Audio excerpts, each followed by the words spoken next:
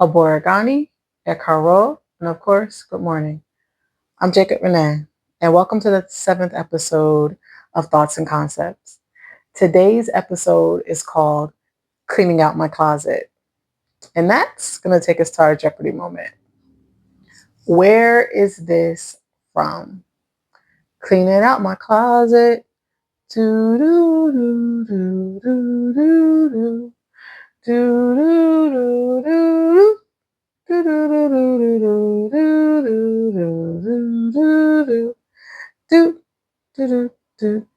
do.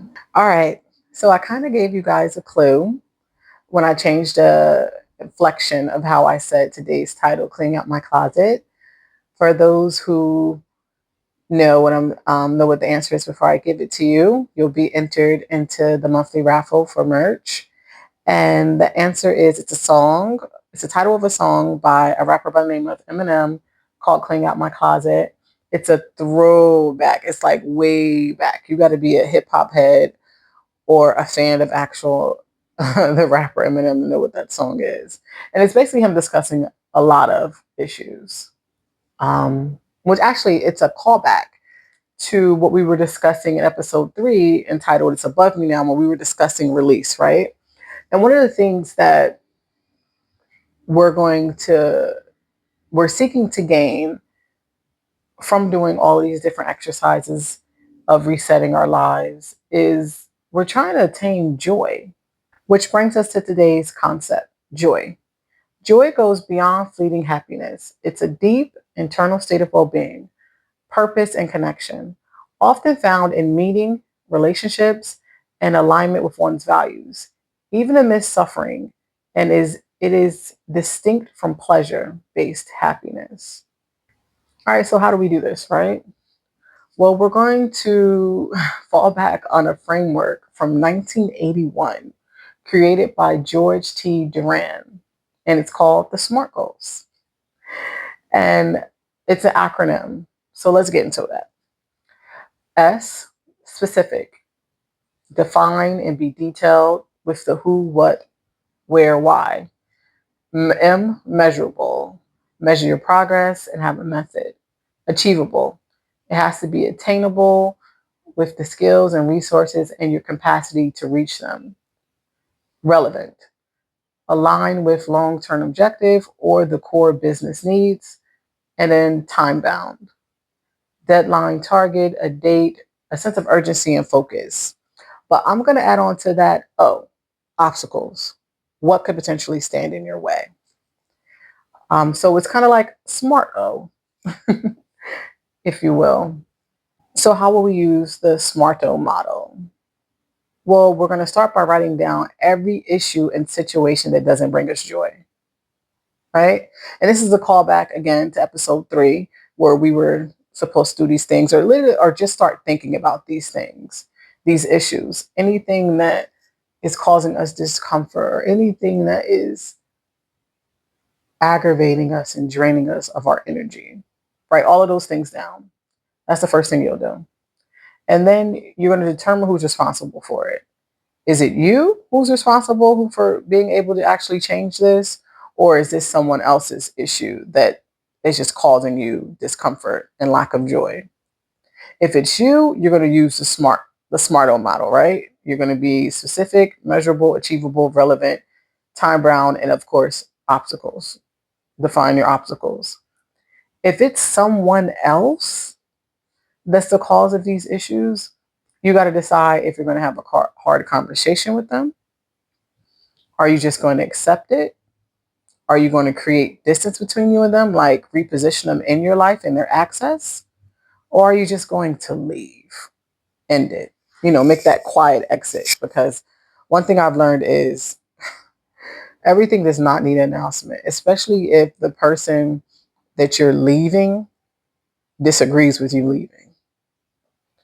So just, put your little finger up like you do in church when you're crossing down in front when pastor is preaching, and you scoot on out and you just make your little quiet exit. Now, sometimes we may downplay how we feel about things. One of the most simplest way to think about this or to determine if something is needs to be cleaned out your closet, needs to be addressed because it's stealing your joy, came from a very simple quote by Pastor Denise Boggs of Living Waters. And she says, wherever there is a tone, there is a stone. So anything that causes you to change your tone of address when mentioning it, that's a potential issue. And she has this amazing retreat that she does in North Carolina called Healing Hearts. You can do it both in person. You can do it either in person or you can do it online. And she's doing amazing work down there as a representation of Living Waters Ministry.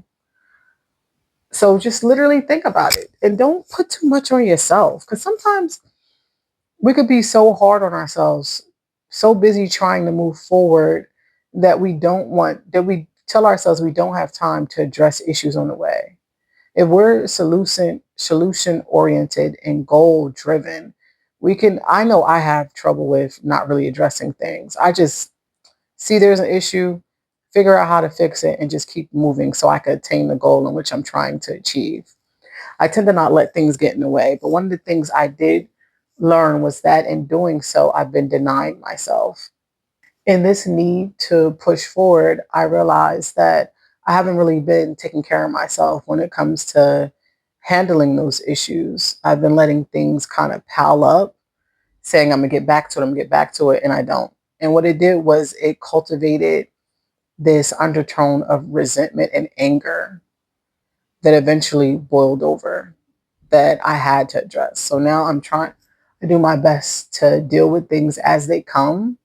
It doesn't have to be some big blow up or anything of that nature. It can be something as simple as a conversation, a hard conversation, which is something that we're going to go into next week in episode 8. And that brings us to today's hoodie moment. Today's hoodie is actually a crew neck. Um, and this is a little bit of a sentimental one as well. This is the first thing I saved up to buy myself from working as a teenager. It's so simple, right? It's a crew neck where the neckline is not a traditional neckline, it's cut out. And I was like, oh, this is nice. I want this. So I strolled my little self over to the mall, mind you, via the bus. I took the bus to the mall and walked up on the second floor to Gap, and I got me this little crew neck sweatshirt, and you couldn't tell me nothing. I love this. It just brings back memories, and it's something so simple. Now I'm not even sure if this is available anymore. I'm not even sure where Gap falls when it comes to companies that we're not supposed to be supporting. So this is one of those companies we're not supposed to be supporting because of their issues with minorities as a whole. Please let me know. Put it in the chat. And I won't wear this puppy outside. I'll still keep the joy and love I have for it as I wear it around my house. But yeah, so I'm pretty sure this is no longer available. The wild thing is that it still fits. I love this. It reminds me of working hard and deciding what something was worth to me. And what is the juice going to be worth the squeeze, right? And for me, it was. So this is our hoodie moment.